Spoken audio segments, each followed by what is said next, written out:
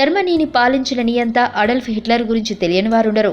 Hitler అంటేనే నిరంకుశ పరిపాలన, నియంతృత్వ పోకడలకు పెట్టింది పేరు. అతని చరిత్ర చదువుతుంటేనే ఒళ్లంతా జలధరించినట్లు అవుతుంది. అందుకు కారణం హిట్లర్ చేసిన అకృత్యాలు, పాల్పడిన అఘాయిత్యాలే. ఎన్నో లక్షల మందిని చంపించిన నియంతగా అతను చరిత్రలో నిలిచాడు. అయితే అతను అలా జనాలను చంపమని తన కింది సిబ్బందికి దేని ద్వారా ఆదేశాలు ఇచ్చేవాడు తెలుసా? అది ఓ టెలిఫోన్ ద్వారా. ఆ టెలిఫోన్ ఇప్పటికీ ఉంది.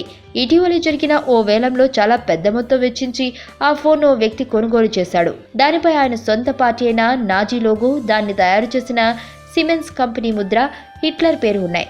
వాటిని స్పష్టంగా చూడొచ్చు. ఈ ఫోన్ను హిట్లర్ రెండో ప్రపంచ యుద్ధం జరిగిన చివరి 2 ఏళ్లు వరకు వాడాడట. దాని ద్వారానే అతను సైనికులకు ఆదేశాలు ఇచ్చేవాడట. అతని ఆదేశాలు అందుకున్న నాజీలు జనాలను ఊచకోత కోసేవారు. అలా కొన్ని లక్షల మంది చావులకు సాక్ష్యంగా నిలిచింది ఆ టెలిఫోన్. అనేక మంది అమాయకులపై హిట్లర్ జరిపిన రాక్షస క్రీడలకు సాక్షిభూతం ఆ ఫోన్. ఆ టెలిఫోన్ని హిట్లర్ తాను ఎక్కడికి వెళ్ళినా తీసుకెళ్లేవాడట. చివరకు యుద్ధం చేసేటప్పుడు కూడా హిట్లర్ ఆ ఫోన్నే ఉపయోగించాడట. అయితే ఆ ఫోన్ను ఇటీవల అమెరికాలో వేలానికి పెట్టారు. అలెగ్జాండర్ హిస్టారికల్ యాక్షన్ అనే సంస్థ నిర్వహించిన ఆ వేలంలో హిట్లర్ టెలిఫోన్ ఏకంగా $2.43 లక్షల అమ్ముడైంది.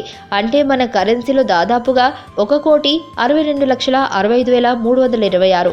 అయితే ఆ ఫోన్ను ఎవరు కొనుగోలు చేశారనే విషయాన్ని మాత్రం వేలం నిర్వహించిన సంస్థ చెప్పలేదు. మీకు తెలియని మరిన్ని రహస్యాలను తెలుసుకోవాలనుకుంటున్నారా? అయితే సబ్స్క్రైబ్ చేయండి రహస్యవాణి.